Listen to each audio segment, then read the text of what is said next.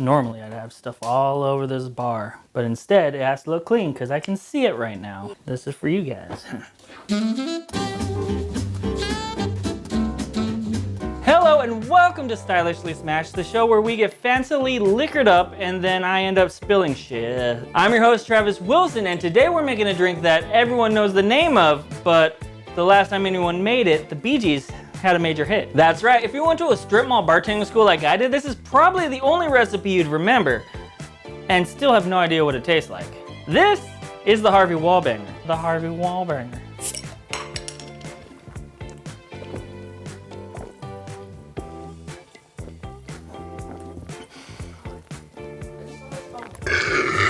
While this drink was actually born in the 50s, it really grew to prominence in the disco ball reflections and feathered hair of the 70s. A time in drunkard history that was called the Death Valley of cocktail culture. This was due to all the sickly sweet syrups and sour mixes. But is the Harvey Wallbanger a funny name flop that's best enjoyed through the coke-destroyed palates of disco dancers? Or is it a 70s icon that sadly went the way of living room conversation pits and being able to do cocaine without testing it?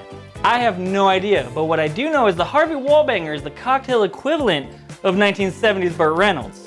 A little wild, easy to spend the night with, and responsible for at least a few divorces. And at least one stained for a rug. This cocktail is basically just a screwdriver with a little something extra, but what sets it apart from the factory worker's favorite breakfast? Well, that's this. It's a bright yellow Italian liqueur in an oddly tall bottle. This is Galliano.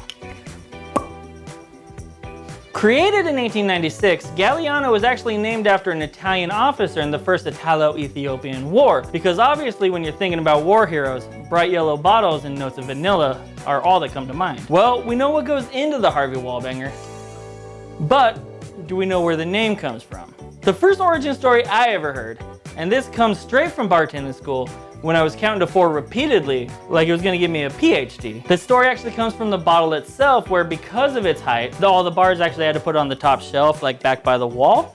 And when people try to grab it, it would bang the wall. That's what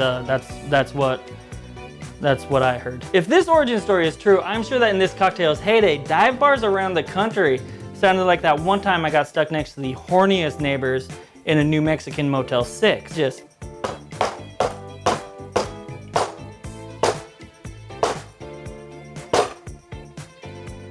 sadly, they left the lights on for me. I need a drink. In a highball glass filled with ice, 1.5 ounces of vodka,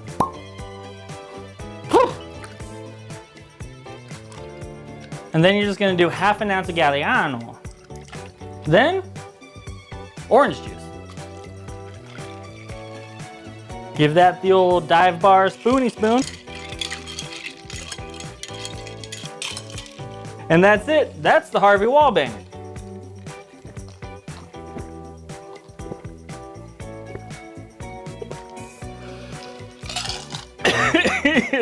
It's vodka and orange juice with a little bit of licorice. That's literally all it is. I thought it was gonna be a little bit more. This is the first time I've been very disappointed in a drink.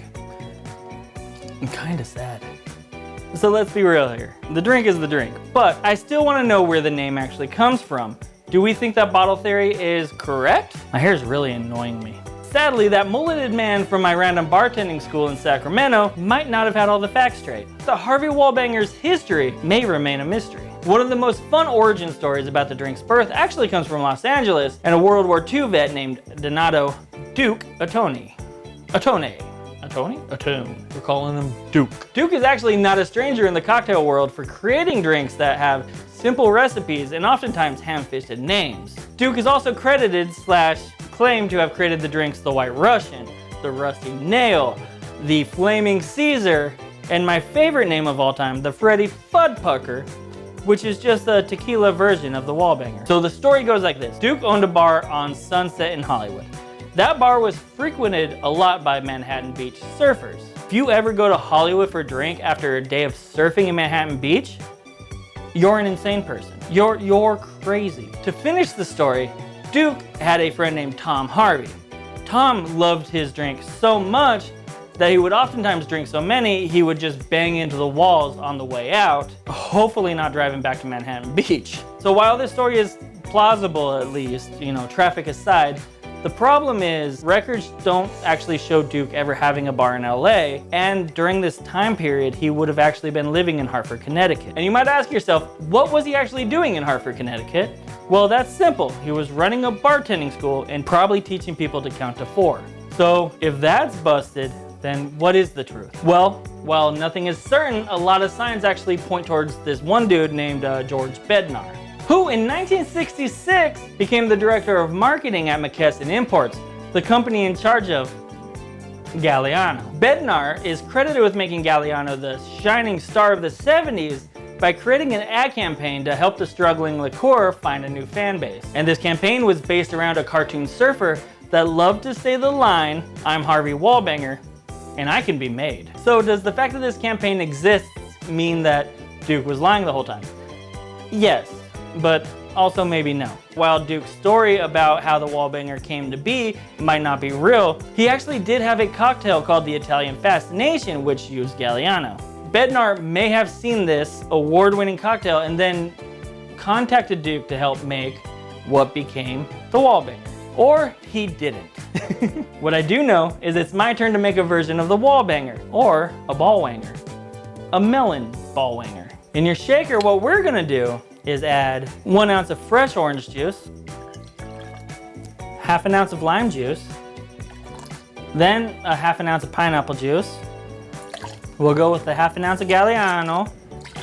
Because I want to keep it in the genre of 70s powerhouse, I'm going to do a half an ounce of Midori. And because, let's be honest, vodka blows, an ounce and a half of Jamaican rum. Let's pour that into a pretty rocks glass. Garnish it with a little orange, and then pineapple leaves. And there you have it, the melon ballwanger?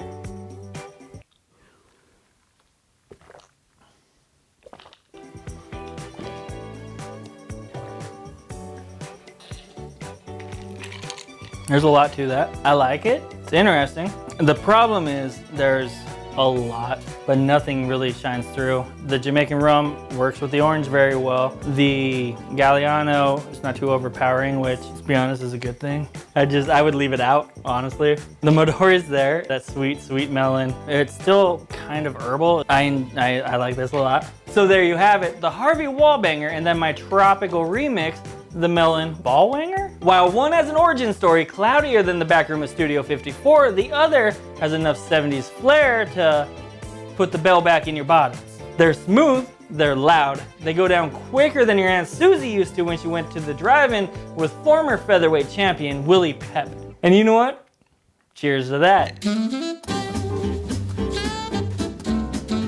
Okay, so that last line, it's a weird name drop, right? But Duke actually managed the career of Willie Pep, so that's the entire reason I threw that in there. I just thought it was funny. He lived quite a life. What do you think actually happened? What do you think happened back then? Where did the Wallbanger come from? Let me know. Just tell me, there's like comments down here. Do it.